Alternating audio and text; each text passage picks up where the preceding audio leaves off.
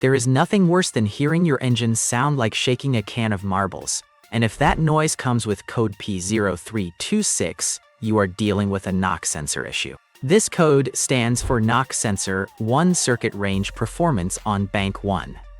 This is a generic code for any vehicle equipped with OBD2.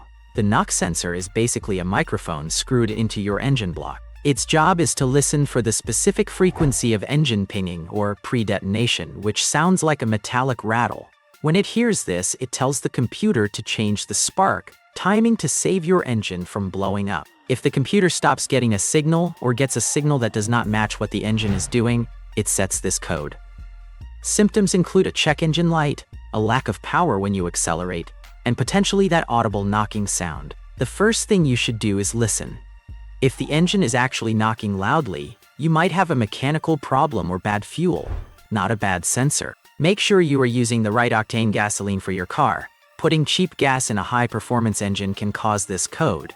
If the engine sounds fine at idle, pop the hood and find the sensor. Check the connector for corrosion or moisture, which is very common. If it looks dry and clean, you need to test the circuit.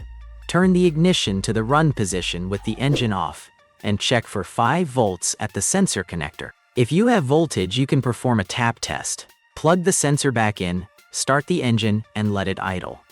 Watch the knock sensor data on a scan tool. Tap the engine block near the sensor with a wrench. You should see the signal spike on your scanner.